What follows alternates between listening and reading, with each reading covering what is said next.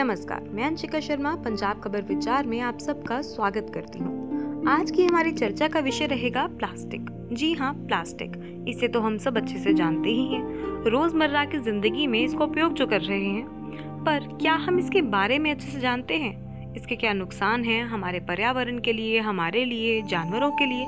इसके बारे में भी हमने जरूर सुना होगा, पर कभी ज्यादा गौर नहीं किया। सन 1907 में बेकेलाइट नामक प्लास्टिक का आविष्कार हुआ, जो डॉक्टर लियो बेकलैंड ने बनाया था। यह पहला पूर्ण रूप से सिंथेटिक तरीके से बना हुआ प्लास्टिक था। उसके बाद से ही धीरे धीरे इसका इस्तेमाल लगभग हर चीज में होने लगा। आज 100 वर्ष से ज्यादा हो चुके हैं और यह आविष्कार एक श्राप बन चुका है। देखा जाए तो भारत में इसका इस्तेमाल इस सदी से ही ज्यादा शुरू हुआ है, जहाँ कपड़ों से लेकर खाना और पानी सब कुछ प्लास्टिक में लिपटा हुआ आता है। हमारे दादा दादी से अगर हम पूछे तो वह बताएंगे कि पहले लोग कैसे पत्तल में खाना लेकर आया करते थे, या कैसे तांबे व मिट्टी के बर्तनों में ही पानी पिया जाता था।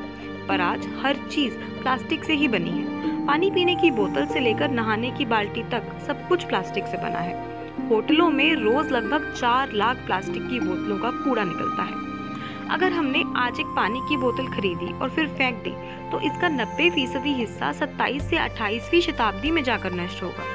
यानी यह समझ लीजिए कि आज तक आपने जितनी भी पानी की बोतलें पी हैं, वह सब अभी भी मौजूद हैं और आगे आने वाले कुछ सालों तक जरूर रहेंगी। हिंद महासागर में करीब 28 पैच प्लास्टिक का बन चुका है। इससे समुद्री जीवों को बेहद नुकसान हो रहा है और कई प्रजातियां तो विलुप्त भी हो रही हैं। और पानी में रहने वाली मछलियां जो इंसान खाते हैं, उसमें भी प्लास्टिक पाया जा रहा है। यदि आपको यह लगता है कि समुद्र में प्लास्टिक पड़े रहने से आप पर इसका ज्यादा असर नहीं होगा, तो आप बिल्कुल गलत हैं। भगवान ने सब जीवों को एक दूसरे से जोड़ा हुआ है। इसी को विज्ञान में इकोसिस्टम भी कहा जाता है। और यदि इसके एक हिस्से में खराबी होती है, तो पूरा इकोसिस्टम बिगड़ जाता है। समुद्र के पानी में प्लास्टिक घुल रहा है और यही पानी फिर भाप बनकर बादल बनाता है और फिर वहीं से धरती पर बरसात होती है, जिसे हम जल चक्र कहते हैं। एक अध्ययन के अनुसार 1000 टन से भी ज्यादा माइक्रोप्लास्टिक बरसात के जरिए हर वर्ष पश्चिमी यूएसए में गिरता है। इसको प्लास्टिक रेन भी कहा जाता है। और यह समझ लीजिए कि यह सिर्फ यूएसए तक ही सीमित नहीं है। न केवल इससे समुद्री जीव प्रभावित होते हैं, बल्कि इंसानों में यह प्लास्टिक 37 से भी ज्यादा तरीके के कैंसर पैदा करता है। प्लास्टिक और अन्य तरह के कूड़े से छुटकारा पाना बेहद मुश्किल होता जा रहा है। लगभग हर बड़े शहर के बाहर कचरे के बड़े बड़े पहाड़ खड़े हुए हैं, जिससे छुटकारा पाना आज मुमकिन सा नहीं लगता।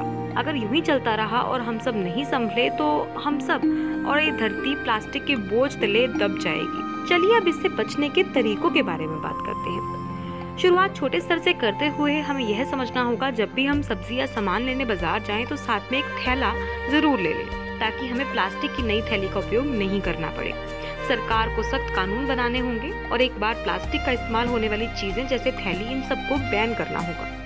प्रोफेसर आर वासुदेवन ने एक तकनीक बनाई है, जिसके मुताबिक प्लास्टिक के कचरे का इस्तेमाल करके सड़कें बनाई जा सकती हैं।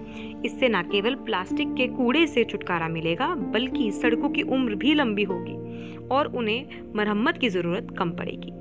इंसान जब प्लास्टिक जैसी चीज का आविष्कार कर सकता है, तो उससे छुटकारा पाने के लिए भी वह बेहद से आविष्कार कर सकता है। बस जरूरत है तो हमें इस मुद्दे को गंभीरता से समझने की। धन्यवाद। जय हिंद।